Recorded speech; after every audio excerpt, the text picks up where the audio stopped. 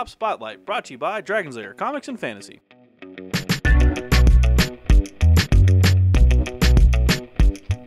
Hey everyone, I'm AdamHarry from Bell Hustle's Tabletop News with Evan from Dragon's Lair Comics and Fantasy. We're back with another Tabletop Spotlight. And Evan, you brought one of my favorite games. Yes, Raiders of the North Sea. Yes. So this is not technically a new game. However, No. This is the second print of the game. It was out of print for a while. This is the third game in a trilogy of North Sea games. And I have played all three games. Yes, you have. And just a little backstory real quick. This game originally came out on Kickstarter. Yeah. Just the same as Shipwrights and Explorers of the North Sea. Those are the other two games. In the Shipwrights of series. the North Sea is the first one. This is the second one, and the Explorers are the third one. They form a trilogy of games that are designed to where you can keep score at the end of each game and play the next chapter. Yeah. And then have your total at the end of the game. However, you can play them on their own as well. Exactly. Yeah. They're independent, but you can do a little mini campaign. It's a lot of fun. Highly recommend it. Those games came out. The first one came out in, I believe, 2014. Yes. And then the this last one came out in 2015. Explorers came out in 2016. So last year. Yeah. Now, massively popular on Kickstarter. Yeah. But they've been out of print for so long. Yes. Just because of the backlog. So it's great. They're actually in stores now. So yeah, it just came out in stores, in retail at least. We had this at our store because we backed the Kickstarter. Yeah. However, like you said, it was gone for a long time. and it sold out. Oh yeah. I was lucky my friend actually backed it and he had copies of it for us to play. So I've been playing this game. I played it a couple times, well, more than a couple times. It's a lot of fun. It is a lot of fun. Yeah. So I'm excited to show this one off. This one specifically, you're creating a band of raiders and going out and raiding villages. Yeah, and it's weird because it's kind of co-op in how you can raid, because when you raid, you unlock. You know what?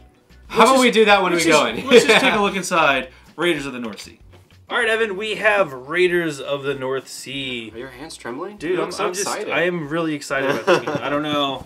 I've played it. It's good stuff. Okay, good. Yeah, it's a really fun board game. As you can see here, point scoring your Vikings. Your bands of Vikings that you're going to go out raid. Yeah. Is it common practice to use a door as a shield? I mean, it works, doesn't it? Fair enough. It's got a handle. My Viking history is a little rusty, but I mean, you take what you can, right? It's got a handle. Open it up. All right. What do we got in here so far? Little pamphlet for the games. Boom. Yep. Rule book, which we can we'll go come over back later. to in a moment. It's pretty short. It's full color, but it's only 12 pages. Yeah, it's not bad. It's really not a complex game.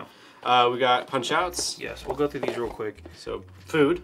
Yeah. Supplies. Yeah. So it's supplies. These are little missions that you're gonna tiles that you can get from the chief to turn in for victory points. And they require you turn leather and stuff like that, and you get them victory points. So the gold number or the yellow number is victory points from future reference. So this one, for instance, would take 2 leather and a gold, and you can buy. You turn this in and get 4. Yeah, that's what the chief does. This is the board. Oh, here. Yep. Sweet. I'm gonna move this out of the way so you just take that out.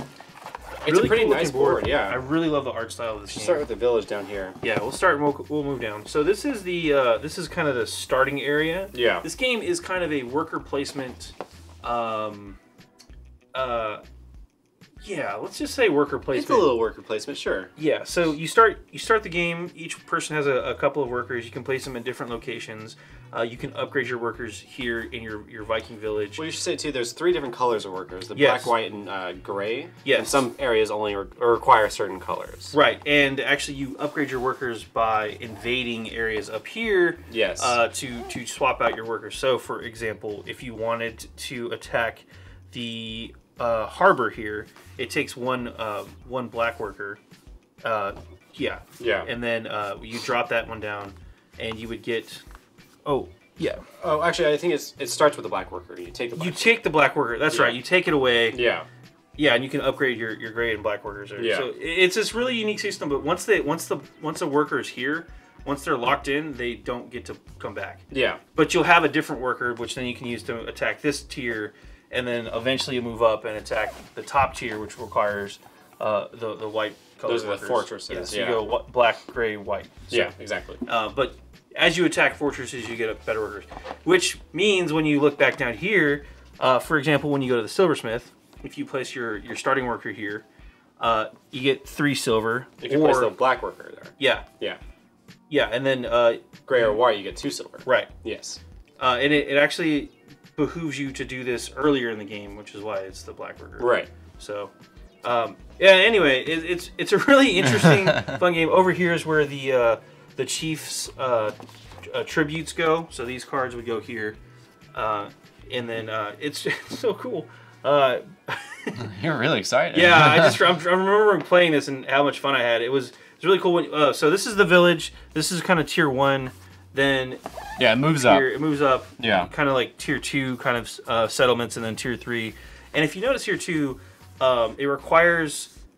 It doesn't require, but they have a red number and a gold number. So yeah, the gold number is victory points. Yeah, when you attack this, you get your armor bonuses. Yeah, which is your weapon bonuses. That track over there, which tracker. we should show over here. This tracker keeps track of your the higher up you go, the better. Right. And then you also have to roll a die. So if on your die, if you get over 10, you get 2 points. But if you somehow manage to get over 16, you get 4 points for taking the So you roll a die, and then you add your armor bonus, and then all the attack of your guys on your ship. And then if it's that number, you get 2 points. But if you get up to that number, you can get more points. Right. You also have to spend 3 food to do it. Yes. And which we'll go into in a second. There's resource blocks. I can show you right now.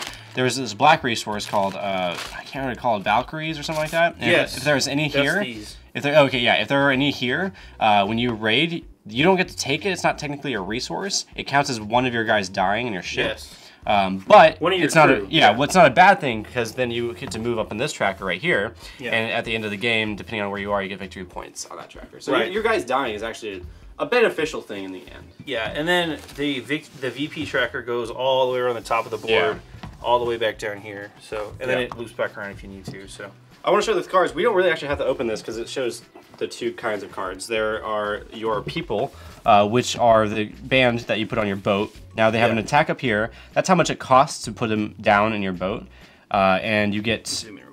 Each one gets a different ability. So you get this one gets 2 victory points when you raid an outpost. Then on this card, this is each player's ship. So this is the yellow player ship. It'll tell you on the right side, every player is going to have the same restrictions. So you have max cards, silver, and provisions is 8, and then max hired crew, which are these guys, is 5 for every ship. At the end of the game, every 1 gold is worth a victory point, 1 iron is worth a victory point, and every 2 livestock is worth 1 victory point. Now the resources we're talking about, there are different ones. First off, these are the meeples, or the workers. There's, like we said, black, gray, and white. These are the player tokens, which are going to go on the trackers, like the iron or the Valkyrie tracker and the victory points. And then you have 4 resources. You have gold, iron. This one right here is that Valkyrie or whatever. You can look it up. And then cattle. Or leather, Or leather, yeah. These are technically resources. This one, like we said earlier, when you raid a place and there's some of these on the place you're raiding, your guys are going to die, but you get to go up that tracker and get victory points at the end. One of the really cool parts of this game, and one of the cool pieces, are the silver coins. Cause they're actual, really cool. They're actual metal coins, and it comes in a little baggie, and they look like that. They're weighty. They're weighty. They're pretty sweet. Yeah, they feel great in your hand. If I were to go back in time and talk to Vikings, they'd probably think this is real. They'd probably kill you and then take your and then take these. Yeah. And then suckers, it's not real. But yeah, it's real them. So you get these points, and then last what's in the box, you have dice. And then dice bag, and then nothing at the very bottom. So that's everything that comes in the game. Yeah. Let's go ahead and I'll just move this aside and we'll take a look at the rules real quick. Okay. So one of the cool things about this game is at the end of every turn, you still end your turn with a worker. So even though it is a worker placement game, you're going to have a worker for the next round. And the idea is you want to be able to end it with a worker that you want to use next turn. It's kind of a give and take. Yeah. You have to think ahead. Right. So the aim of the game is to get to impress the chief by collecting the most victory points. That one's pretty straightforward. We've talked about most of the stuff. There aren't the same number of workers. So the game starts with 7 black workers, 11 gray workers, and 12 white workers. And again, those the white and the gray workers start further up on the board. And you start the game with black workers, which you can use to exchange them and stuff like that. So it's a really slick mechanic, really well done. Yeah. So again, at the end of every start and finish their turn with at least 1 worker in their hand. So, yes. Setup, just real quick, it just shows you where everything goes. We're not going to get into that. Playing the game, you're going to place a worker and resolve the actions, and then pick up a different worker and resolve its actions. So what's cool about this game is it's kind of this weird co-opetition game. Yeah. As you place your worker down, you have to pick up a different worker, and when you pick up a different worker, your worker becomes available again for other people. So it's pretty cool, but then you resolve both effects. And like we talked about, you have to think ahead. So, yeah. Because say you want to raid a different area, well, in order to get a white worker to trigger whatever kind of event you want or ability you want to trigger, somebody has to have picked up that worker and put him down in your area. Yeah, exactly. So it's this weird, really cool, really unique mechanic of worker placement. So you can't pick up the same worker that was just placed. Players have to choose. Players may choose to pick up a worker without taking the building's action. So if for some reason you don't want to swap out cards, you don't have to do that for that building action. Players can only take each building's action once their turn, with the exception of the once on their turn, with the exception of the sage/longhouse. So you can only ever get that impact once. Raiding, again, you have to meet the requirements to complete the raid. So this monastery, for example, was pretty tough. Like, you have to have at least 1 gold. You have to have be able 3 resources. Yeah. Provisions and gold. Yeah. And then you have to have the required worker colors. Right. And then, but you also get 2 dice to roll, but the numbers are pretty high for the victory points. Yeah, so you're going to want to have upgraded your weapons, and hopefully your crew, your crew that you're taking with you are pretty beefy too. Yeah. So that's pretty cool. And then I believe when you fight this, you're going to have to sacrifice 3 people for the Valkyrie. So it's a tough fight. Yeah, it's a very tough fight. It's a very tough fight. Yeah, and this kind of goes over the rules for raiding. We won't get into that too much, but it's really simple. Again, you're going to have to check your 3 different ways to score victory during a raid: military strength, hired crew, and plunder Valkyrie. So that's kind of the order. Yeah, military strength equals your roll dice plus your crew strength plus your crew action plus your armor. Yeah. So it does build on top, and there's several ways. Like, the victory points in the end are how you win, but there's several ways to get victory points, and it's kind of a balancing act. If you're behind somewhere, you can catch up with another way, and so which is really interesting too, because things like the chieftain tributes, those can be very swingy. Oh yeah, for sure. And so at the start of your turn, you might be thinking, man, maybe I should go raid, or at the start of the turn. But then when it's your turn, maybe there's a really good one that kind of like pops up. Yeah, and you can afford to buy it. So it's actually a really good idea. So Excuse me. Moving on, that's how to score raids. Yeah. Your resources, by the way, also give you at the end of the game VPs. Yes. So it's not a bad idea to hang on to 1 stuff. VP for gold and iron, and then also 1 VP for 2 capital. Yeah, 2 others. Yeah. Crew can also have VP and stuff like that. Yeah. So the game ends 3 ways. There is only 1 set of plunder left in the fortresses. So those 3 fortresses we saw at the top, there's only 1 that hasn't been raided. The game has 1 more round. The offering draw pile for your chieftain is empty. Not the offerings that are on the board, but the pile to draw from. Is gone, There's only 1 more round after that. And then there are no Valkyrie left on the board, which are those black tokens. These guys right here. That means the game will have, again, 1 more round. So there's 3 ways to end the game. So if I remember correctly too, that's the number of crew you have to attack this place. Oh, that's what it was. Yeah, okay. So that's not Valkyries, that's a number of because the black ones are the Valkyries. Yeah, and that's how you die. They actually start, they'll be on the board. Yeah. In the setup. In the area, if you want to bring that over, actually. Yeah.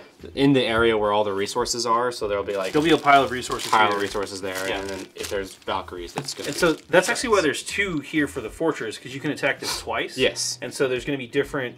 matter of fact, we can look at the setup real quick. I'll flip back to that. You can see on the board there's the Valkyrie and then different resources for each area. Yeah. And so some areas are going to be slightly different than others. So when you attack, it might depend on which section you want to go to get which resources. Yeah. But you can only attack this fortress twice, and it requires 2 workers placed there. So cool stuff. And then again, once a worker gets placed in these fortress areas, you can't pull them back. Yeah. So that's how you upgrade your workers. Yeah. Scoring, we talked about that. End of the game, real quick, and then townsfolk. There are different crew for your townsfolk that you can recruit and do different things. They have different effects. There's clarifications at the back, and then of course a quick reference guide for the very back. Yeah, and just real quick for the symbols too. It's really simple to pick up and play. It's only 12 pages of rules. It's not a complex game. No, but there's still a lot that you can do. So yeah, and again, it's one of those games that, man, the first time I played it, the first round, I was like, I don't quite get it, and then by the end of that round, I was like, I got it. Yeah, I'm ready to play now. So, yeah, for sure. But it was the first game I played too was really close, and it was a lot of fun. So we played a couple more games after that. It was good. Yeah, it's a really, really cool game. I can't recommend it enough. Raiders of the North Sea. Top Out 4 recap. Well, that was Raiders of the North Sea. I love this game. Yeah, I can tell in your face. You really are excited. No, I am super fun. I'm really glad it's got next run is in stores now. It's available. You can actually pick it up. You can actually get it. I was telling my friends about this game. They're like, I couldn't find the game. I'm like, yeah, it's because it's sold out. Yeah. But now it's back. Yes. So, now you can play it. Yes. I've gushed on enough. Let's run some numbers on this one real quick. All right. Raiders of the North Sea. Yes. From Renegade Games. Yes. And Graphill Games. Yes. What's New Zealand? New Zealand. Comes from New Zealand. What's the number of players on this one? 2 to 4 players. 2 to 4 players. Runtime.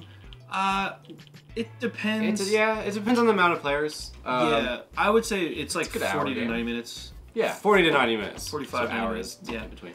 Yeah, for sure. And it's about 14 up recommended. Yeah, price point was. It is $50 even. Yep.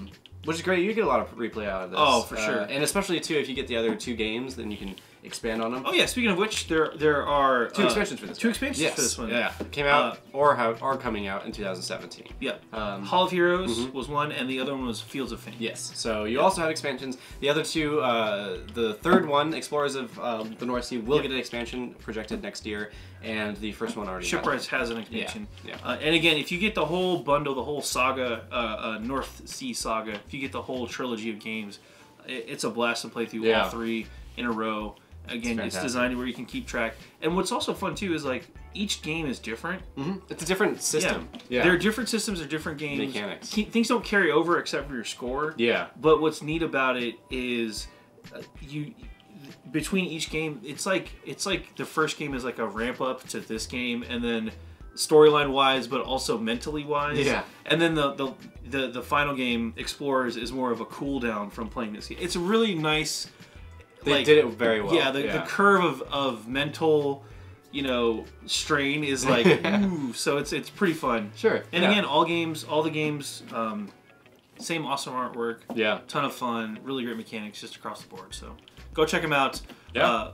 Raiders now in stores. So pumped about it. You should get it. I'm AdamHarry from Bowls. I'm Evan from Dragon's Lair Comics and Fantasy. And this has been another Tabletop Spotlight. Thanks for watching. Tabletop Spotlight brought to you by Dragon's Lair Comics and Fantasy. Thanks for watching.